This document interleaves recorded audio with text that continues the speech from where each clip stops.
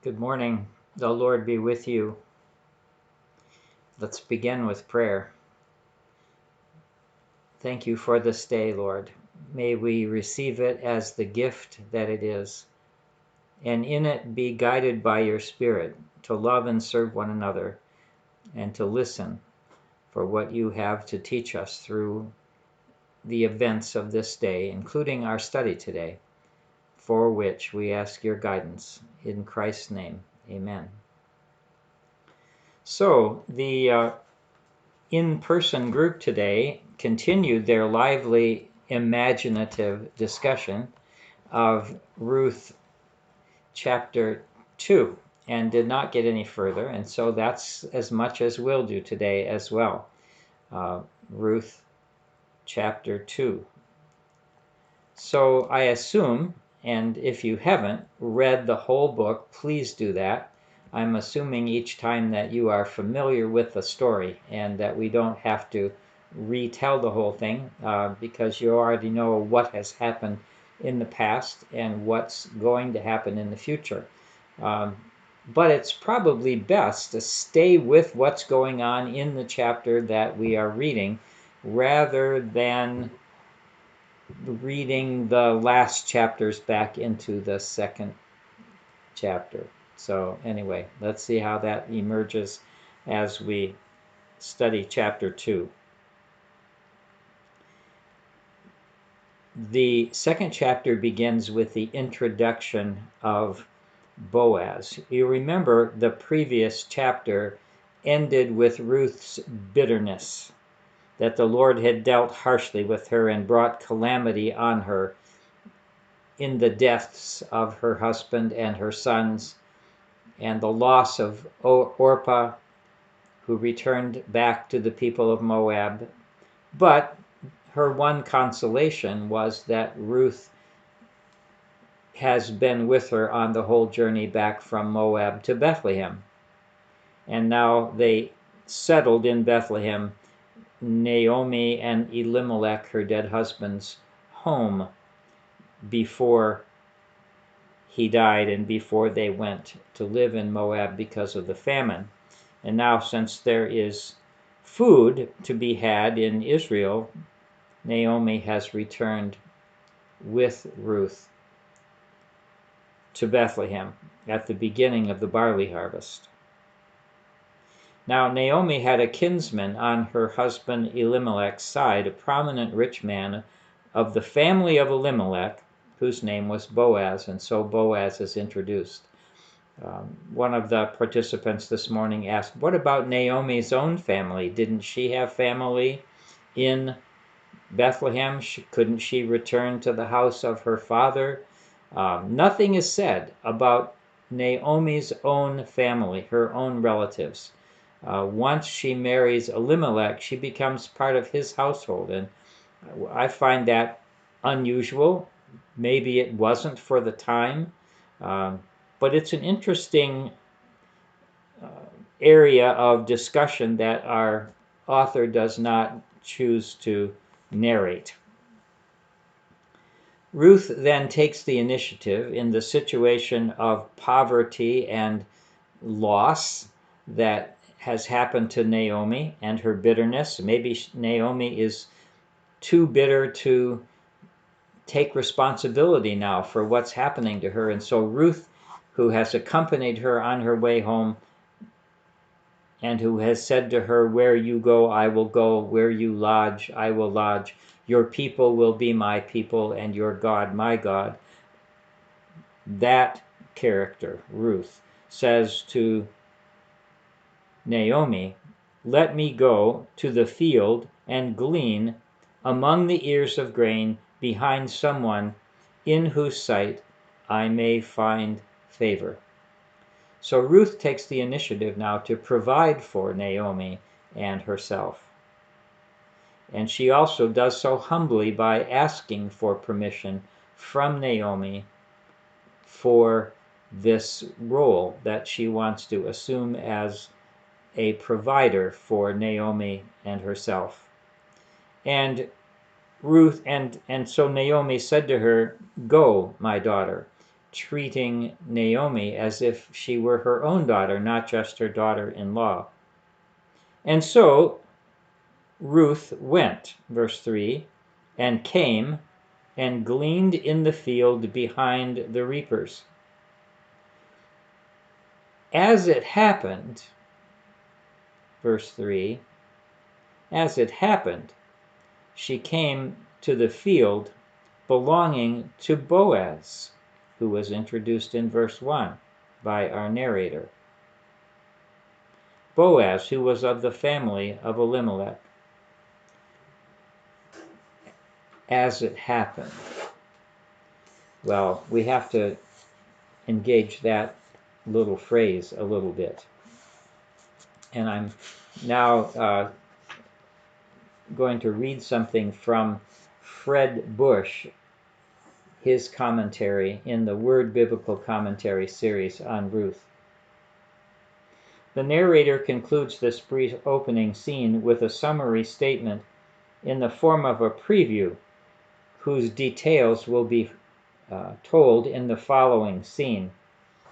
This preview is stated so that the narrator can tell us that Ruth, when she went out to glean, happened to come across Boaz's field.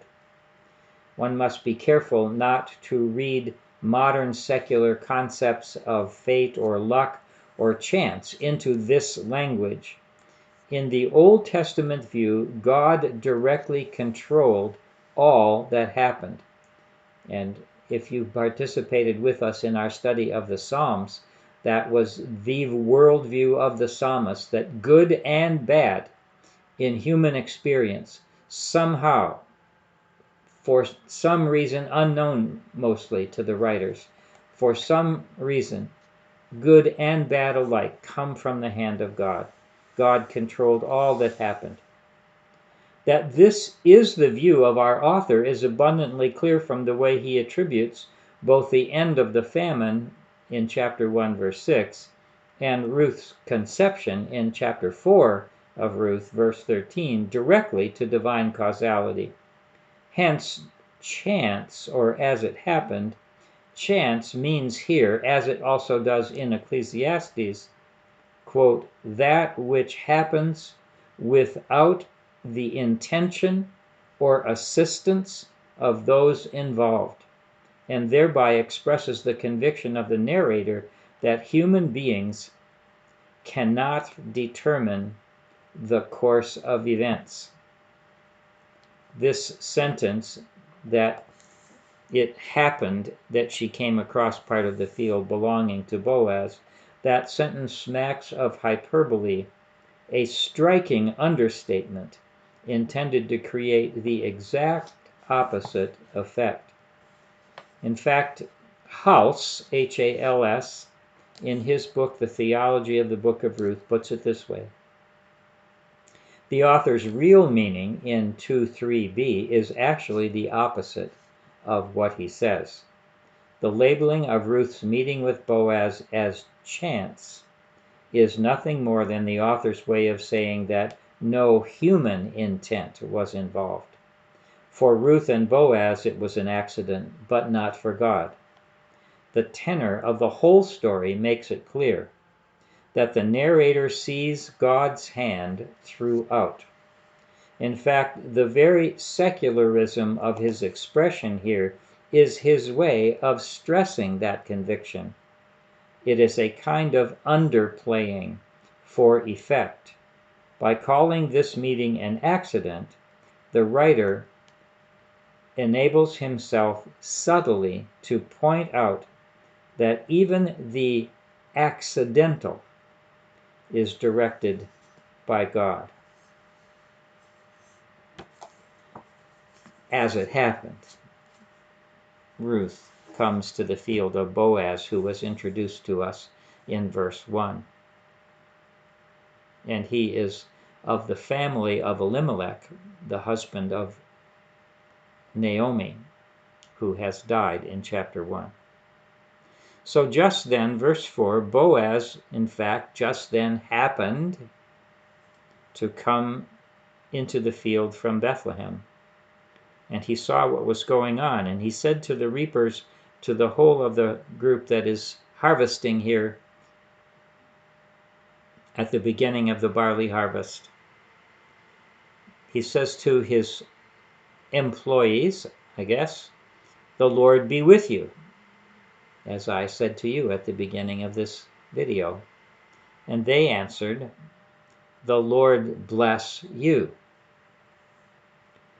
So this subtle way of showing something of the character of Boaz, bringing God into the work of everyday harvesting, blessing the reapers in the name of God, and they responding with Yahweh's name to bless Boaz.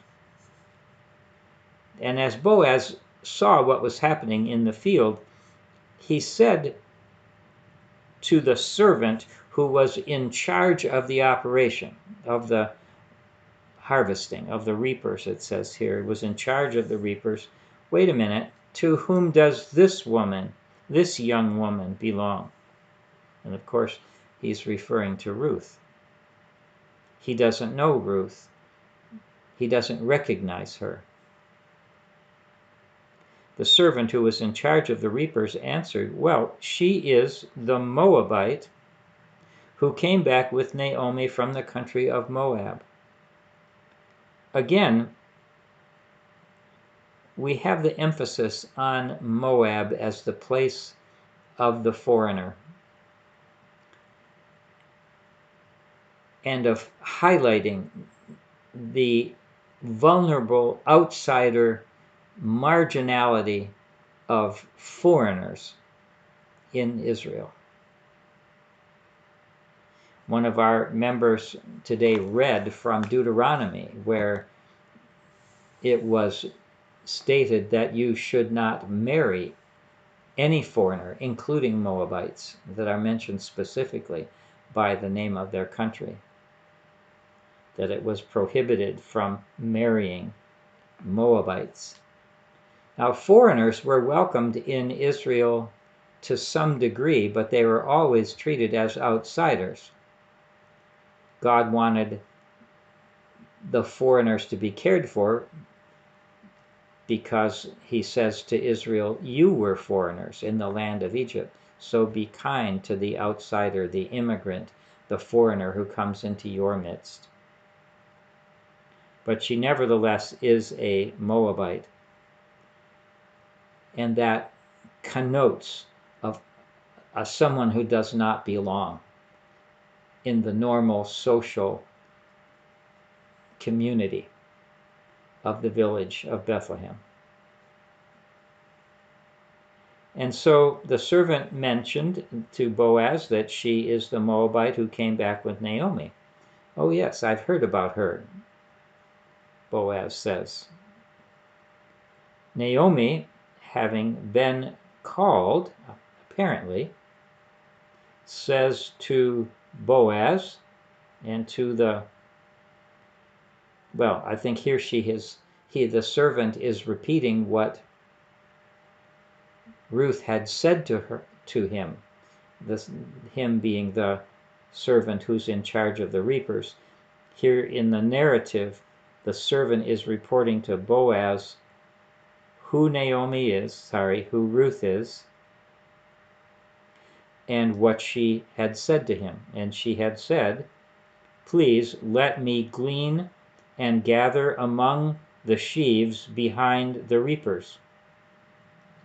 So Ruth had asked for permission to glean the leftover grain from the barley harvest that's going on.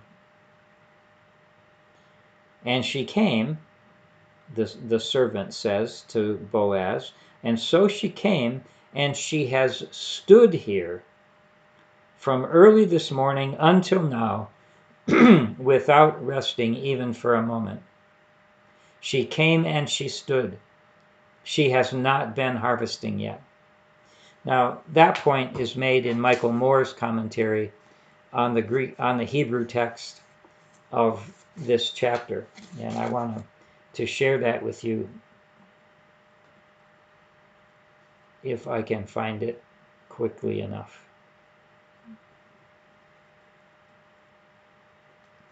So, patience, right?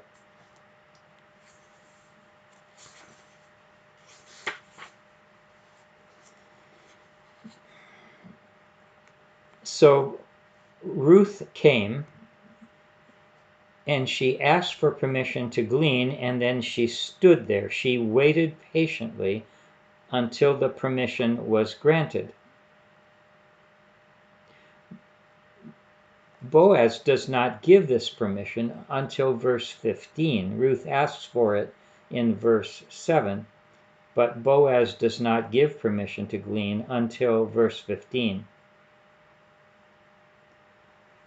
If you're using an NIV, which this commentary by Michael Moore is based on, Moore says this: the NIV translates the next line as, "She went into the field and worked steadily from morning until now." But Moore says this is a problematic translation.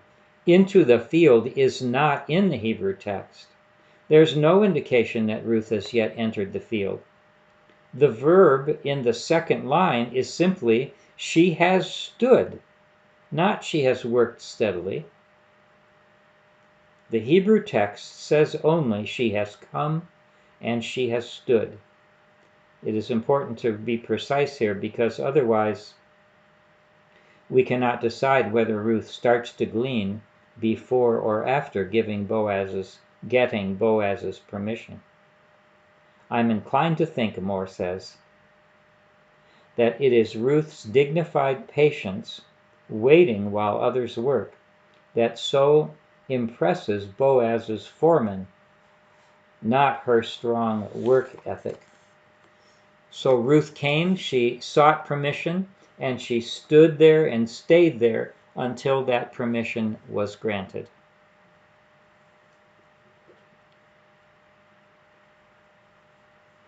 Then Boaz says to Ruth, who's been standing there watching the work, but not yet having permission to enter the harvest, because she is a foreigner and an outsider, she is not presuming the right to glean after the harvesters, to pick up the left behind grain.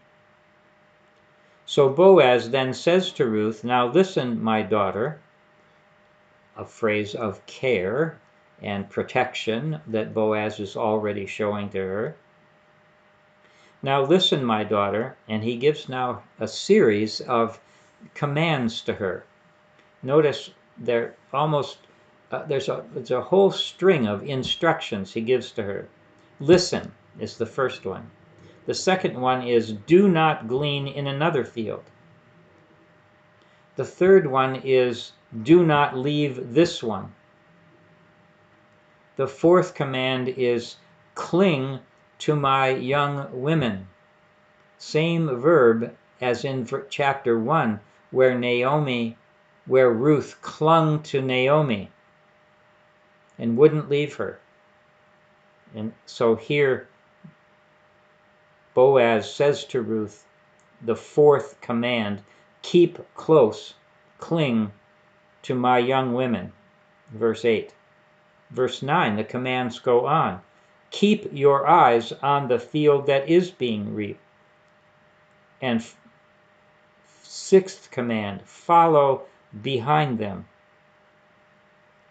And then he says to her, you won't be in danger from, as another foreigner or outsider might be, for I have ordered the young men not to harass you, not to bother you. If you get thirsty, here's another command, go to the vessels and drink from what the young men have drawn. So she is being treated as any one of the other harvesters is being treated, with the right to refresh herself with water during the heat of the day as the harvest is happening. Go to the vessels and drink from what the young men have drawn. All of this amazes Ruth, that she, an outsider, would be treated with such kindness by this field owner who did not need to be this gracious and favorable and merciful to this foreign outsider. So amazed and grateful and humble, Ruth falls prostrate with her face to the ground in front of Boaz and says to him, "Why have I found favor in your sight that you should take notice of me when I am an outsider, an immigrant, a foreigner? Why should you pay any attention to me?" And so now we get Boaz telling you his reason for why he has been kind to Naomi. And some people have read into this that they think it's because she's so physically attractive to Boaz. But that's not what he says. Boaz answered her, "All that you have done for your mother-in-law since the death of your husband has been fully told to me. How you left your own home, your father and mother, and your native land, and you came to a people that you didn't know before. So may the Lord reward you for your deeds, and may you have a full reward from the Lord, the God of Israel, under whose wings you have come for refuge." Why does Boaz pay attention to Ruth? Is it because she's sexually attractive to him? You can read that into it if you want to. It's not there.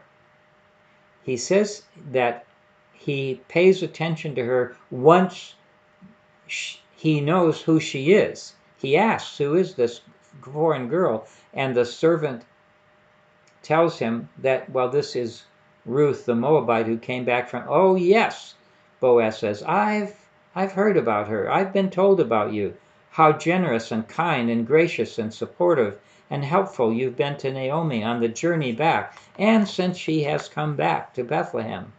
I've heard about you. I've heard about your reputation, that you forsook your own family and home and supported Naomi and have cared for her and have come under the protection, under the wings of Yahweh, under whose wings you have come for refuge.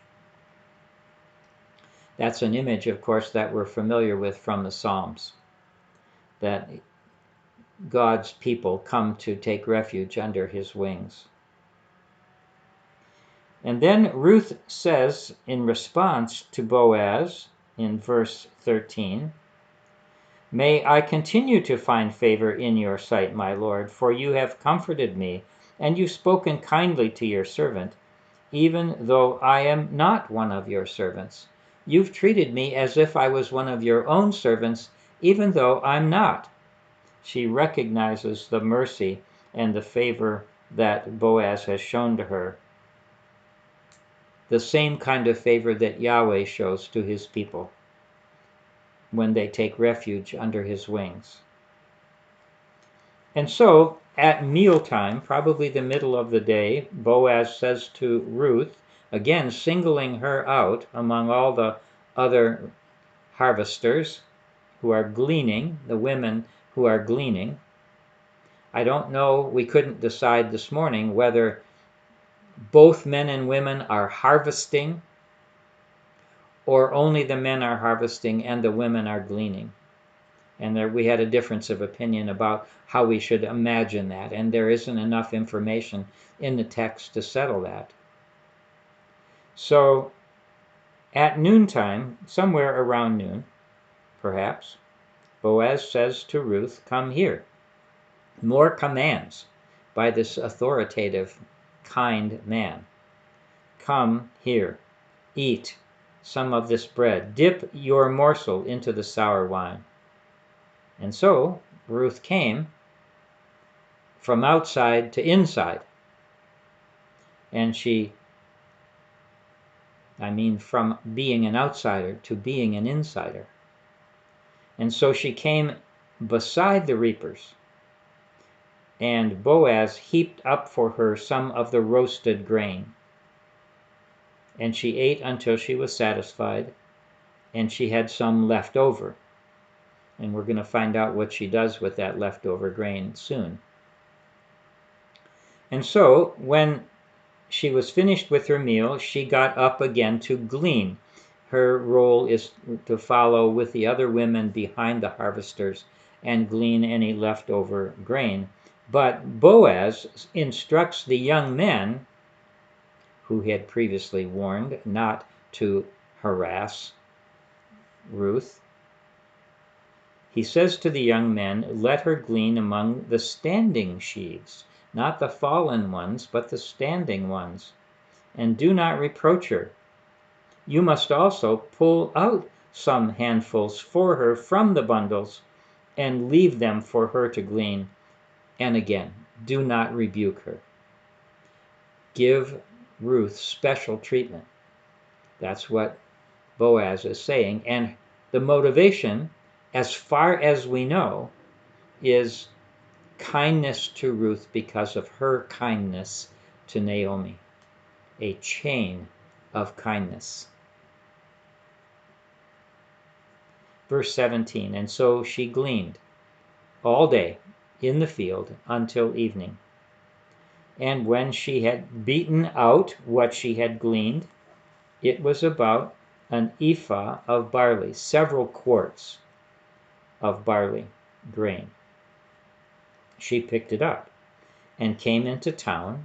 The field is outside of town. She comes back into town to the house where her mother-in-law is, Naomi, and Naomi saw how much she had gleaned.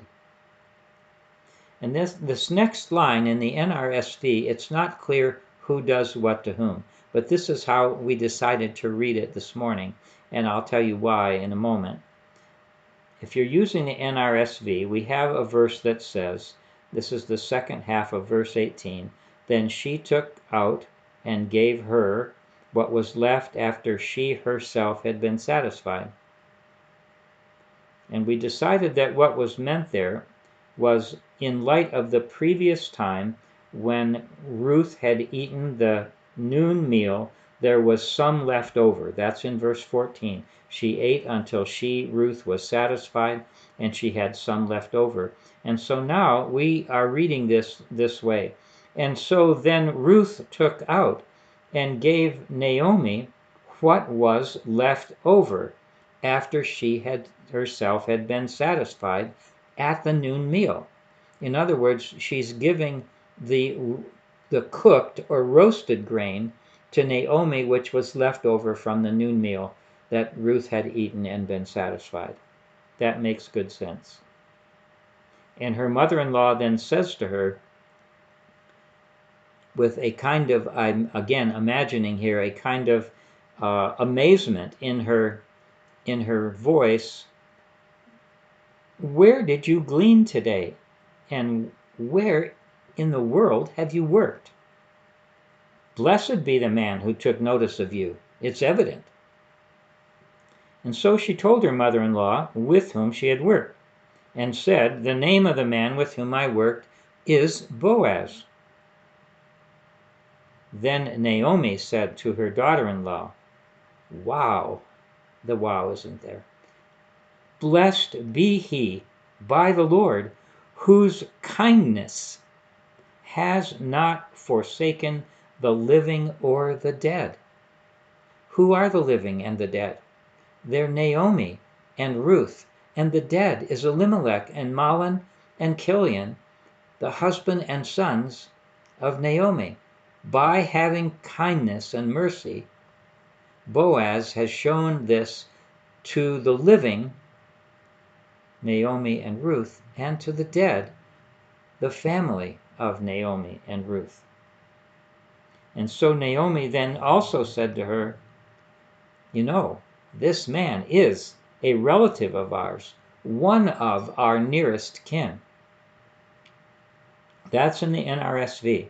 If you look in the footnote of the NRSV, it says that one of our nearest kin can be translated as one with the right to redeem. And this term redeem is a very important term in the Book of Ruth. I want to share with you a little bit from Michael Moore's commentary about what it means to redeem. So if you'll have patience, I will share a good bit of this little brief essay that Moore writes about the Redeemer. The word translated kinsman redeemer by the NIV in chapter 2, verse 20 is the form of the verb goel, gaal, which occurs no fewer than 21 times in Ruth. This alone makes it one of the book's most important concepts, and it's difficult to understand what the word gaal can mean. There are 5 basic functions, Moore says, in the Bible as a whole, in the Old Testament. There are 5 basic functions of the goel redeemer, and here they are. 1, he acquires the alienated property of a kinsman. 2, he purchases property in danger of being lost to a stranger. 3, he redeems relatives who have been reduced to slavery. 4, he avenges relatives' wrongful deaths. And 5, he is obligated to support a relative's widow. And that's what we have here in Ruth. The function of the goel is to restore social equilibrium. Lots of things can happen in a society, Moore says. Manslaughter, murder, war, death, widowhood, slavery, poverty. These are all indications of disequilibrium. But the goel is the agent of re-equilibrium. Boaz is the cultural gyroscope of Elimelech's family. Redeemer can still appropriately translate the Hebrew goel so long as it is adequately defined. The word redeem in English comes from the Latin verb redere, which means to give or buy back, and is fundamentally rooted in the concepts of law and economics. But gaal, however, in the Hebrew text, is designed to note the process of restoring the created order, including but not limited to the legal and economic and even theological aspects of that order. Thus, Yahweh is himself the quintessential goel redeemer, the compassionate redeemer who delivers Israel from every distress, and for whom and of whom Boaz is a symbol. Boaz acts as Yahweh acts. He is the representative here in this story of the Redeemer who is Yahweh, and we see God's character in the person and character and actions of Boaz. And so Naomi recognizes him as one of our nearest kin and says to Ruth, then Ruth says to Naomi, he even said to me, stay close to my servants until they have finished all my harvest. So she's got a job the next day too, not just for this one day, but she gets to be in the field with Boaz's harvesters until the end of the harvest. And that causes Naomi to say to Ruth, her daughter-in-law, yes, it is better, my daughter, that you go out with his young women. Otherwise you might be bothered, harassed in another field. And so she, Ruth, stayed close to the young women of Boaz, that is, the young women who were working in the field that belonged to Boaz, both gleaning and any other roles that women were participating in the harvest. She was staying close to those young women, the ones who belonged to Boaz or were associated with Boaz, gleaning until the end of the barley and the wheat harvests.